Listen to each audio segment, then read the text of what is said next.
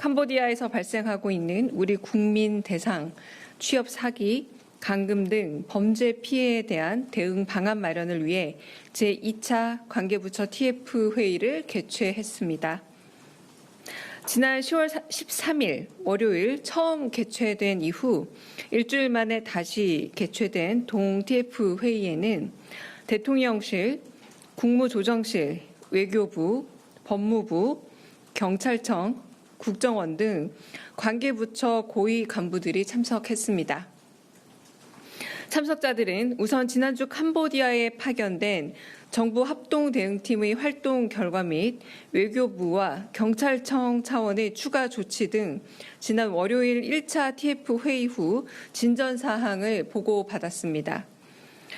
외교부는 정부 합동대응팀이 지난주 캄보디아 방문 시 총리 등 고위급 면담, 스캠 범죄 단지 현장 점검 등을 실시했고 캄보디아 정부의 적극적인 협조로 지난 주말 범죄 혐의자 64명 송환, 한 캄보디아 간 경찰 협력을 위한 합동 TF 설치 합의 등 주요 성과가 있었음을 발표했습니다.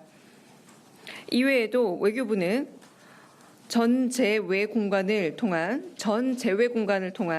위험 요인 전수조사 및 각 국가의 공조 체제 구축, 여행 금지 구역 교민 피해 최소화 방안, 대서관의 24시간, 24시간 대응 체제 구축, 감금 피해자를 위한 임시 숙소 마련 등 추가 조치 사항을 설명했습니다. 경찰청은 지난 주말 송환된 범죄 혐의자 64명 대부분에 대한 구속영장 청구와 마약 검사, 피살 대학생에 대한 부검, 해외 취업 알선 사이트 단속 등에 대한 진전 사항을 공유하고 금일 한 캄보디아 경찰당국 지휘부 간 양자 회담을 갖고 향후 양국 합동 TF 운영 방안 등을 논의했음을 보고했습니다. 향후 조치 사항으로는 무엇보다 캄보디아 당국의 강화된 대응 노력에 따라 기존의 스캠 범죄 단지 활동이 동남아의 여타 국가로 옮겨가는 이른바 풍선 효과가 발생할 수 있는 만큼 이에 어떻게 대응할지가 심도 있게 논의되었습니다.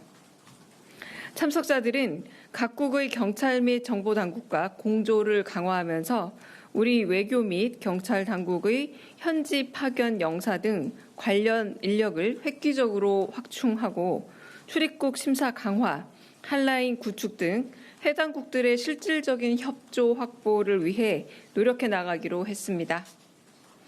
또한 고위급 대표단의 현지 파견 등 교류 강화, ODA 및 한 아세안 협력기금 등을 활용한 영내 치안 역량 강화 등 해당 국가의 치안 협력을 확보하는 방안을 추진해 나가기로 했습니다.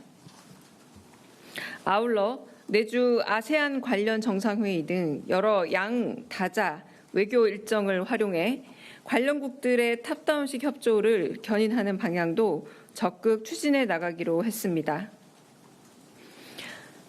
오늘부터 열리는 국제경찰청장회의 계기에 해당국 경찰 지휘부와의 공조 노력 강화도 논의해 나가기로 했습니다.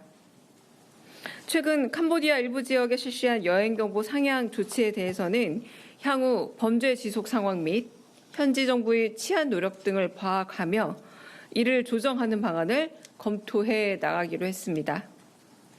정부는 오늘 제2차 TF 회의 결과 이행 및 관련 후속 조치의 만전을 기하고 상황 점검을 계속해 나갈 예정입니다. 이상입니다.